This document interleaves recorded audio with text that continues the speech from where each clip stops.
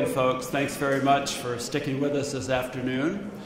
This morning I talked about some of the consequences of what can go wrong with a complex system failure throughout the world, and this is a very real risk here. It's maybe a low probability, but high consequence. This afternoon, for 20 minutes or so, I'm going to go through just some of my suggestions that I have in my independent expert opinion, which I hope you will all read or have access to, that I'm respectfully recommending that are considered for Leviathan to make it as safe as possible. But first, I just wanted to address one thing. I understand there's an article online in one of the local newspapers or online sources that was questioning my role in this event, asserting that I'm no longer a professor and that I'm something of an agent of the government of Lebanon. That seems very, very laughable. I see you have bad journalism here as well, occasionally. We certainly do in the US. On the first point, when I retired from the University of Alaska as a tenured full professor, that's the highest rank you can achieve in a university, as my colleagues here with universities well know, and the title simply carries with you. On the second point, I was hired by the World Conservation Union, IUCN, to go into Lebanon in 2006 during and immediately after the war to advise on the Eastern Mediterranean oil spill, the large oil spill that traveled up the coast past Beirut towards the Syrian coast. And I advised the Lebanese Ministry of Environment. I have advised the government of Pakistan, the government of Nigeria, the government of the Canary Islands, Russia, the Shetland Islands, the United States, the UK, the United Nations, but I am an agent of no one. I'm completely independent. I consider myself an equal opportunity, nonpartisan advisor on all issues regarding offshore oil. Now, with that out of the way, I'd just like to discuss a couple of suggestions regarding solutions that I see regarding Leviathan. First of all, a general perspective again. So what we do know about all this offshore hydrocarbon issue, oil and water, fish and wildlife simply don't mix. It seems simplistic, but we do know this to be a fact. Offshore drilling, and it's a fact that has to be reiterated, unfortunately. Offshore drilling cannot have zero risk. There is always risk involved. What we can do is minimize it as much as possible. Oil spill response, and I've been involved in this for decades, simply doesn't work. You can get some of it back. You need to be very prepared to respond as much as possible, but do not buy the mythology that you're going to be able to recover most of what is spilled from a gas or condensate spill into Israeli waters. You cannot, when an incident like this occurs, you cannot restore the environment, and you cannot rehabilitate oiled wildlife. So we need to be very clear and honest about this. It's a way we become overconfident. The Montara blowout in 2009, the oil industry was called in front of the US Congress. The Montara blowout was in Australia, but then the US Congress drugged the industry in front of them and said, can this ever happen in the United States? They said, absolutely not. We've got this. We're good at what we do, and they are good at what they do, mostly. And of course, then President Obama, who I thought was fantastic in many ways, was quoted 3 weeks before the Deepwater Horizon, saying oil rigs today generally do not cause spills. They are technologically very advanced. He's right, unless they do cause spills. And 3 weeks later, they did. So the lesson we have learned all around the world is that confidence and overconfidence can lead to complacency, which can be a path to disaster. So we all have to be vigilant about that here. And it's a natural tendency to be confident and even overconfident. I've detected in a couple of meetings I've had here with one or two, not all, but one or two of the individuals, a sense of overconfidence in the safety of the system. That's dangerous in my view. When the US Navy lost the first and only nuclear submarine in 1963, they did a huge robust system overhaul in how to make nuclear submarines safer. We've not lost one since. The 3 Mile Island incident, the nuclear power plant incident in the 70s, I believe, caused the establishment of the Institute for Nuclear Power Operations, where the nuclear power industry got together and said, what happened? We don't want it to happen again. Let's make things safer. And they did a very good job so far, knock on wood. After the Deepwater Horizon, the American Petroleum Institute did the same thing, and they are to be celebrated for that. They formed this thing called the Center for Offshore Safety, which is to be an inter-industry group making certain that best available technology and practices and best practice guidelines continue to improve. None of the Leviathan partners are members of the Center for Offshore Safety. The members right now are people like companies like Shell, Exxon, BP, Chevron, oil field service companies like Halliburton, Schlumberger. It's the best of the best, and any company that really wants to raise their game probably should be a member of the Center for Offshore Safety. Global best practices, these are cited, and these are sort of intimated in the Leviathan documents, but not specifically committed to. I don't need to dwell on this, but there's a number of global best practices in the US and Norway, the UK, the European Union, that need to be cited and committed to, not just, hey, we'll do our best to comply with US regulations since we're a US company. They need to cite specifically what those are. After the BP disaster, the company itself made some very stringent recommendations as to how they intend to continue doing their business as safe as possible. And I commended them for that. I think that that's exactly that. They did some hard introspection and reflection on what went wrong. And so far, they've not had another major disaster. But you know, it could happen any day, and they know that. The new U.S. rules, these focus mainly on well drilling and the safety of blowout preventers. And these are a system-critical piece of equipment. I know nothing about what blowout preventer they're using on these wells out here, but I will mention something here that gives me cause for concern shortly. Israel simply must require best available techniques and technology, what we call BAT, in all aspects of Leviathan. As it is designed and executed today, this is not part of what is required of the Leviathan partners.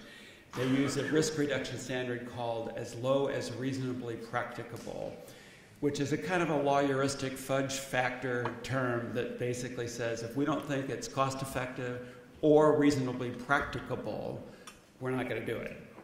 And that shows that they're not living up to best available technology. That needs to get resolved. A couple of other things. Well design and control are absolutely critically important. Redaction, I'll talk about that here in a second. Blowout prevention, and then the one I wanted to mention here before I move off of this slide, the 2011 Leviathan 2 well, the second well they drilled out here at the oil field, was a catastrophic failure. Not a lot of people know about this. There was a small section in one of the EIAs, the drilling EIA, that discussed it. They started drilling it in May 2011. It blew out. They were not in the reservoir with the drill bit at the time. They were above it, they say, and it blew out formation water and heavy saline brine, which settled into a couple of benthic seabed basins there at the time. The critical thing, the important part about this to me, is that everything failed. The blowout preventer failed. The well design failed. Even though they had assured the government of Israel, we've got this. We know exactly what we're doing. Do not worry. Here was a failure on the second well they drilled, Leviathan 2. And the other important thing is there was no attempt to intervene in it to stop it. They just let it keep going, and it continued flowing for 16 months. Until September of 2012. We have brought this up in our meetings with the government. They say they did a independent third-party evaluation of what went wrong. They know exactly what went wrong. There is a report. We are trying to get the report. But it shows to me that there's a transparency issue with the public, and there's an issue of trust and credibility regarding the well control, well design, program that they have, at least there was at the time, and of their intention to respond to a wellhead blowout. That gives me pause. In drilling, to reduce risk of drilling, there are many factors that have to be taken into account. There was none of this information in any of the EIAs we looked at. They were just simply heavily redacted. But these are all systems critical pieces of information that we and the people of Israel deserve to know in order to evaluate whether they really indeed have the safest system possible. Right now, we can't say that. We simply do not know. The Leviathan drilling EIA, I have a couple of pages. This was mentioned earlier. I think Professor Wolfson mentioned it, but here's some of the some copies of the pages out of the EIA, and it's just this is what was reported. This is actually the 2017 amendment to the drilling EIA, redaction after redaction after redaction. I'm sorry? Hold it up. I'll pass it around if you want it. You can have these. It's kind of like a Rothko painting. You know, it's a piece of art that could be put up on the wall. But there is simply no, we've brought this up at several government meetings, and there's simply no excuse for redacting this kind of information and hiding it from the public. Some of it is critical information, some of it's not all that critical, and I was able to extract some of it from the documents anyway, such as the drilling blowout model, you know, how much they were modeling to come out. So anyway, that's simply a problem regarding the assertion that they intend to be transparent with the public. Blowout preventer, we need to know more about that, whether indeed it is as safe as possible, their maintenance schedule, what blowout preventer it is, what testing they have done, have they verified the function of the blowout preventer continuously. They need to do this. Pipeline integrity is also a very important issue. The pipe laying vessel, I think it's called the 14 Cs, is out there. We flew over it the other day. Laying pipe going offshore.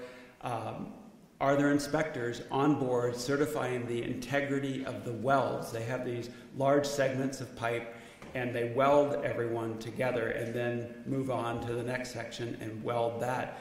The weld integrity has to be sound. They have to make certain, once the pipe is laid, that there's an adequate leak detection system. I saw very little on that in the documents. And they also have to have an integrity management program. They have to have a pipeline inspection, maintenance, and surveillance program, which I saw very little about in the document. So all these are questions in my mind. I just mentioned these. Now, the one that a lot of people mention here, and it is a big issue, is the project design. Platform versus FPSO or FLNG, floating liquefied natural gas. This is the let's see, make sure I point this the right way. The jacket platform. This might have been for Tamar, I'm not sure. But these will be on the seabed. This is basically a steel tower upon which the platform will rest. The original design of this project, as many of you know, was for a floating production, storage, and offloading tanker out here, where the gas mixture would come out of the wellhead up to the tanker, up to the FPSO, and it would then be separated, the water, produced water, the dry gas, and the condensate, and then the gas would go to shore via the seabed pipeline.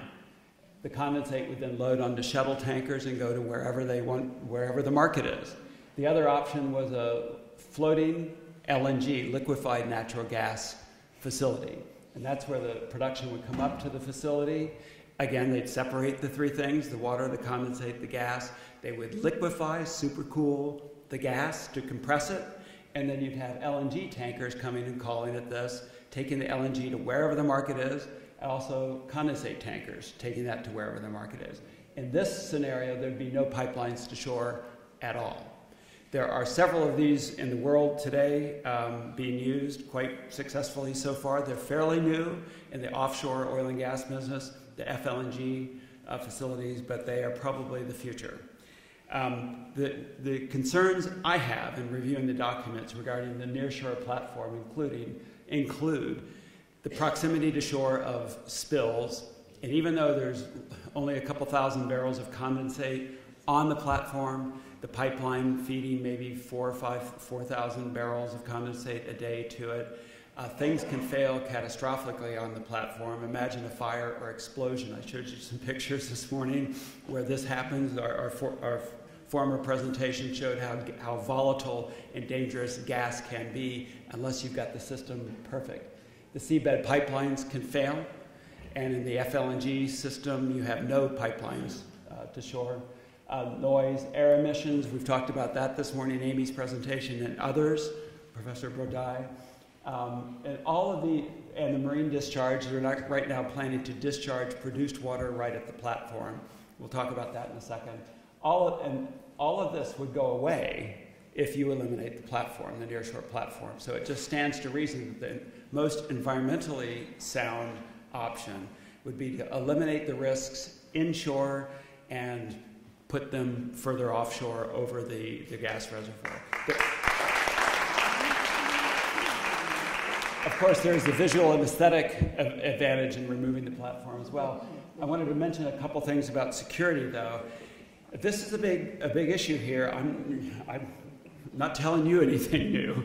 And that's one of the main reasons I think you want to avoid the shore-based nearshore platform in favor of the offshore loading, in that the nearshore platform, in my view, creates more of a security and terrorism risk than far offshore loading.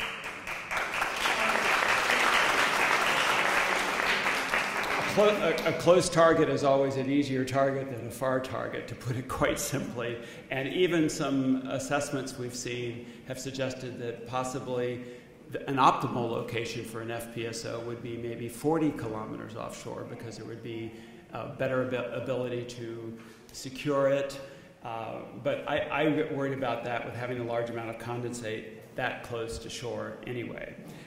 Shell has just built this vessel. It's the largest floating structure ever built by humans. It's 490 meters long. 490 meters long. It's bigger than 5 U.S. aircraft carriers, to give you a sense of how large this is. It's offshore Australia right now. It's called the Prelude. It will not involve any seabed pipelines to shore, no nearshore platform. Gas and condensate will be shipped via tanker. Here's Shell's quote about the Prelude. FLNG technology, floating liquefied natural gas tech, offers countries a more environmentally sensitive way to develop natural gas resources, a much smaller environmental footprint, and eliminates the need for long pipelines to shore. Those are all positives on the environmental side. Now, I realize that the platform has been built here and it's getting ready to be towed over here. Well, that's the pragmatic side. Whether that's possible to intervene at this point, we'll see. But regardless, it would have been a better option to do FLNG or FPSO. On terrorism risks, this gentleman was a former Nobel official who in 2011 was giving a presentation in Tel Aviv, I believe. This is his quote: "Options to reduce risk and maximize flexibility include an FLNG facility.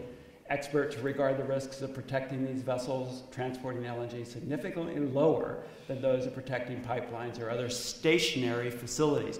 From a strictly terrorism security risk standpoint, the concern here was and is fixed facilities versus non-fixed facilities. Now, an FPSO and an FLNG vessel are producing from the seabed. They're producing with a riser up to the vessel, the gas and condensate and water mixture. But they can disconnect, even during production. They can disconnect, they can shut down production, disconnect, and go elsewhere. So if there's hostilities develop, they could probably be shut down and disconnected within 12 to 24 hours, go elsewhere, wait till everything calms down, then come back, reconnect, and start producing again. This is the option that was first envisioned for Leviathan. It is unfortunate that it was discarded, and I still haven't gotten a very clear explanation. There's a lot of rationalization going on right now that I'm hearing as to reasons why this was discarded as an option, but this was the plan in 2014. It was eliminated by 2016, so it's a mystery as to why, but there were some political reasons behind it, apparently, some other financial issues, and possibly some national interest issues. But on an FPSO, there's no nearshore platform. It separates gas, condensate, and water. Gas continues to come to shore. It will continue to come to shore. They're laying the pipeline right now. They could continue to use that pipeline. And condensate is simply shipped by tanker. So you have no liquid hydrocarbons coming to shore via pipeline. They would go to a port or else for export. Energean, of course, has the Karash-Shantanian field. They intend to use an FPSO. It's a smaller field than Leviathan. It doesn't have strict similarities, but they have opted for an FPSO. And one of their quotes was it has very low environmental impact, substantially less than other schemes they considered. There was a question yesterday in one of our government meetings from a government representative whether or not there were dry gas FPSOs, gas-only FPSOs anywhere in the world, and there was an assertion that there aren't. Well, there are plenty. Right now there's a couple hundred FPSOs producing offshore oil and gas fields throughout the world. There's many gas-only FPSOs as well. There's the Ichthys in Australia, the Terang Serason in Indonesia, the Berantai in Malaysia, the Sanha in Angola, the Santos in Brazil, the Perisai Camellia in Malaysia. And then there's the Idun field in Norway, which has a little bit of oil but a lot of gas. That's an FPSO. And then the South Pars field in Iran, which is where the Sanchi had loaded. So yes, there are gas-only FPSOs producing right now. So it can be done. All FPSOs have to be able to separate gas and oil and other mixtures anyway. If they stay with the platform concept, the 10-kilometer offshore concept, they at least need to, this is an older, it's not the pipeline vessel that's out here right now. The one out here is the 14th Seas. But they at least need to install a discharge pipeline off the continental shelf down to 500 meters depth, which is not that much further offshore from where the platform is supposed to be, so that they're going to be discharging. The plan right now is to discharge several thousand barrels of produced waters every day right at the platform, and these have benzene, toluene, ethylene, xylene, total hydrocarbon loads, and heavy metals involved. So, and they may be low often. There may be spikes in them, but the safest thing to do would be to re-inject that all at the offshore gas field. But short of that, that's costly, but short of that, they could at least build a discharge pipeline further offshore, get it beneath the productive photic zone, the lit upper 200 meters of ocean water, which is the most productive part of the ocean, so that there's less of a risk to the productive continental shelf ecosystem. We have brought this up to several of the government meetings, and I hope it's being seriously considered. The oil spill plan relies on mechanical recovery, booms and skimmers to try to get the stuff out of the water. That won't work for condensate, unless maybe some of the sorbent boom I mentioned this morning, and there's something called oleosponge. There may be some technologies to actually suck some of the stuff, sponge some of the stuff out of the water once it's spilled, particularly after it has weathered some.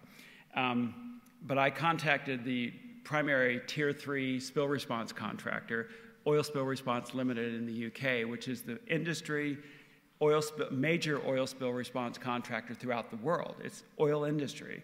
And I asked them to confirm that there is really no response to a condensate or natural gas spill.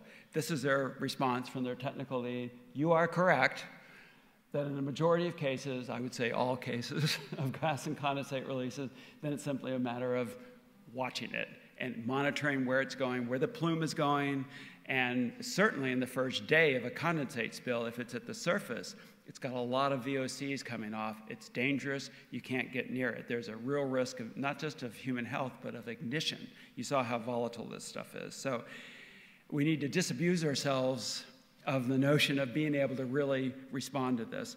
On dispersants, it's never been proven to be really effective on condensate, okay? It's really never been proven, in my mind, to be really effective on crude oils.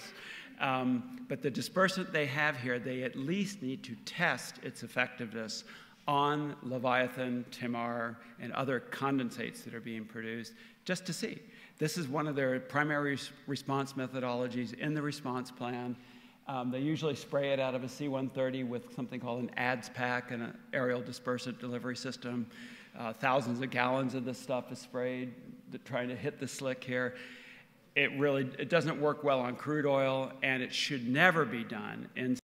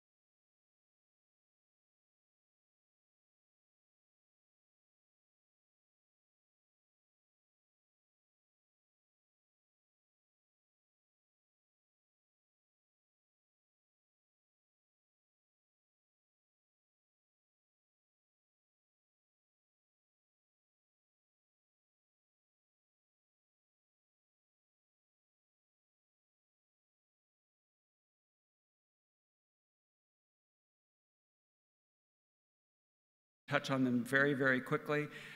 Generally, a rule of thumb, my recommendation is that governments should collect at least 50% of the gross revenue from any project, and then half of that should probably be saved in a permanent fund.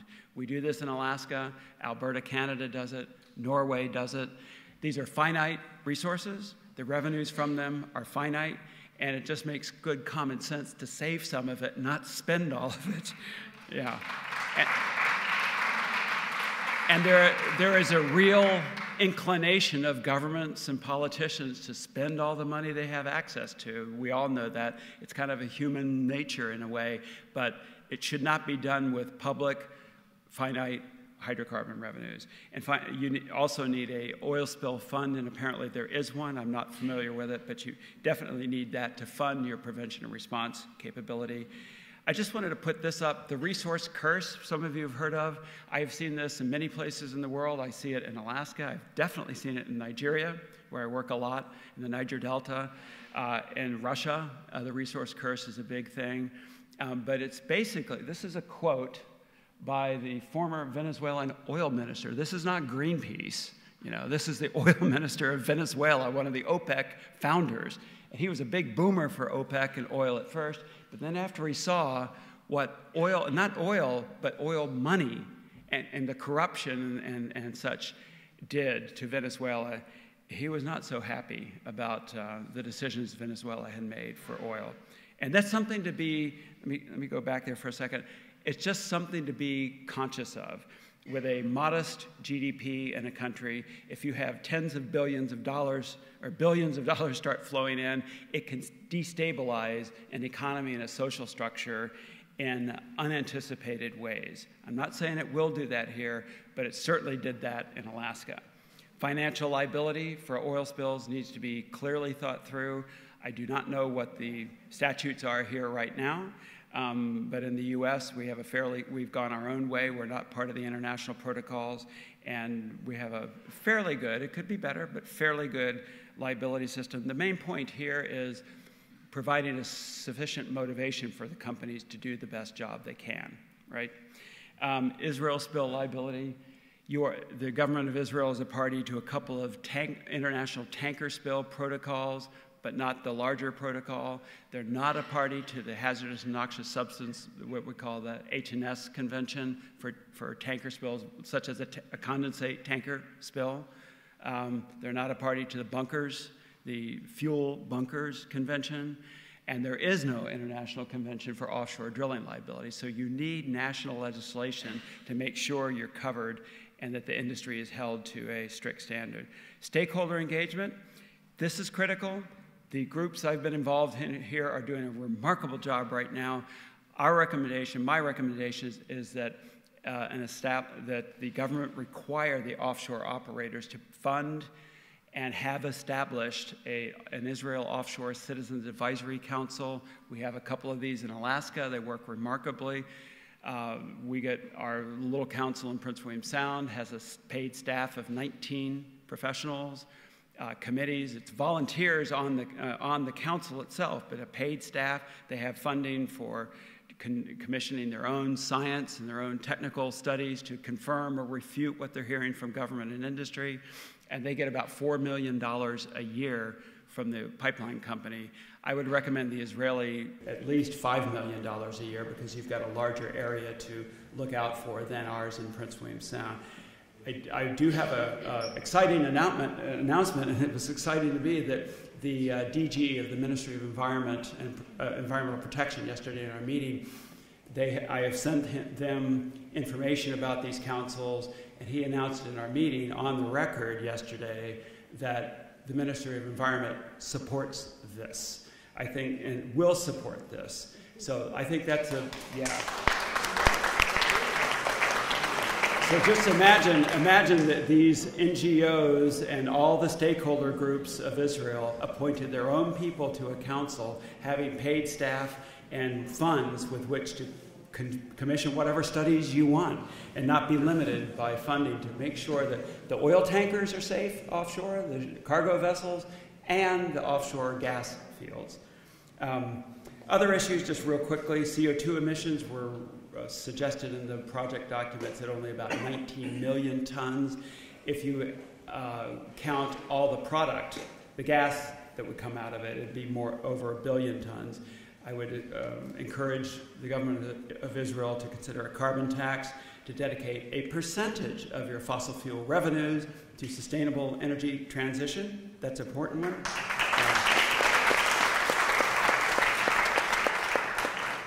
And lastly, there should be never another conversation or a meeting about fossil fuels without mentioning the need to start leaving some of this stuff in the ground. Alaska, where I live,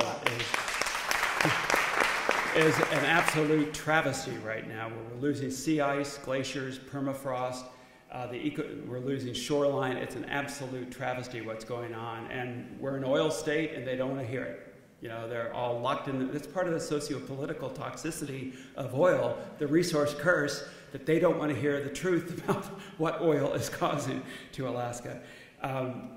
You're aware of this effort to keep it in the ground, that about two-thirds of what we know about fossil fuel reserves right now. In order to have a stable climate and a future for your kids, we have got to leave some of that in the ground right where it is. One other quick, final favorite quote of mine. Sheikh Zaki Yamani, another oil minister here. The Stone Age did not end for lack of stones. The oil age will end long before we run out of oil. Well, let's hope so. It has to in order for us to survive as a species. We're amazingly competent technologically if we put our minds to it. I mean, look at this. Look at what we can do if we really decide to. And we need to rethink transportation and all of our energy economy to make it as sustainable as possible. This is called Carhenge, a piece of art done by a wonderful artist. And if we don't, we know societies can fail. They have before, but they've been regional, and this time it will be global, not regional. Yeah, is this the future we want for ourselves? I don't think so. So a new conversation we need to have. And the way I like to look at it is looking back from the year 2050. What's it going to look like? What are our kids' going to say about what we knew now and what we did with it? Are they going to celebrate us or say, what were they thinking? Why didn't they act? And I hope it's the latter, that we act. That's all I got, and I'd be willing to entertain questions either now or later. So thank you.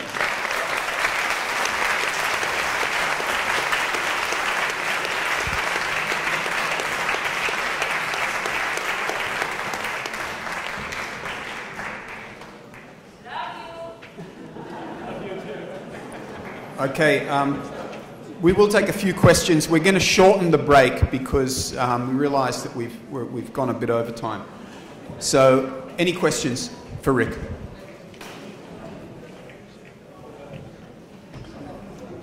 At the back, please. We'll take it from the gentleman. Young lady, we'll have you second. Yes, go ahead.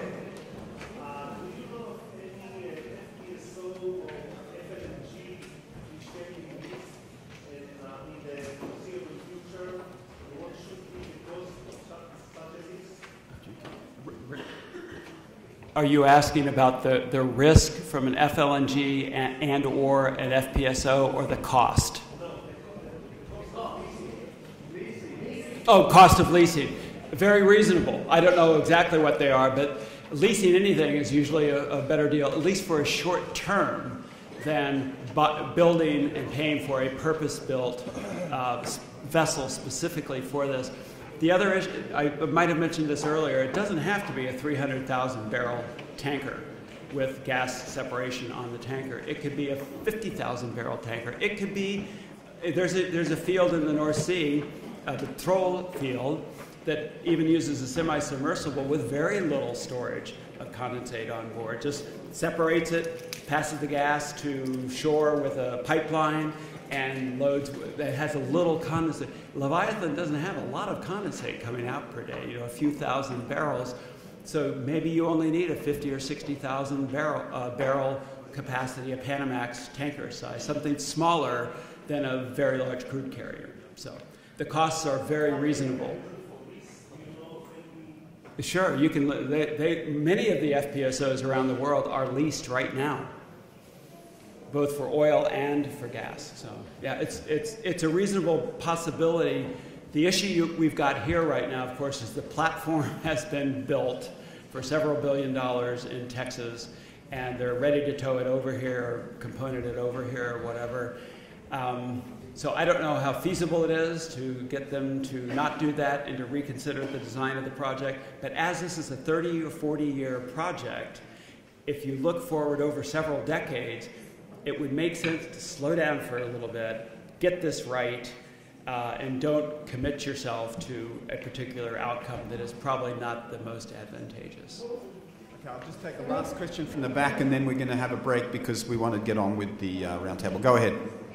First of all, thank you so much. I really want to thank you for coming here and share with us your knowledge. I want to ask you if from your knowledge and from everything we heard from here, can we have a statement from you to pass to our government that we need to stop right now and reconsider all of this and start to look for everything and just reconsider it, everything. This is a decision for the government of Israel, the people of Israel, not for Noble and not for me from Alaska. It is your decision. It is your coastal area. It's your gas. It's your future. In a perfect world, I would recommend you intervene in the project right now, that the government not permit it to go forward, reconsider it over a year's time, whatever, and get it right. Make absolutely certain, even just from the security standpoint, there needs to be a comprehensive comparative analysis of the security and terrorism risk of every option. To my knowledge, that does not exist. I've heard some statements recently from the IDF saying, yeah, we like this. A former defense minister saying he didn't know anything about this decision to change the FPSO decision to the shore platform. So obviously, in a best case scenario, this project would pause, and there'd be a greater public engagement, and there'd be a reconsideration of the best possible option for the next 30, 40 years for Israel. So. Yeah, put your hands together one more time for Rick. Thank you so much.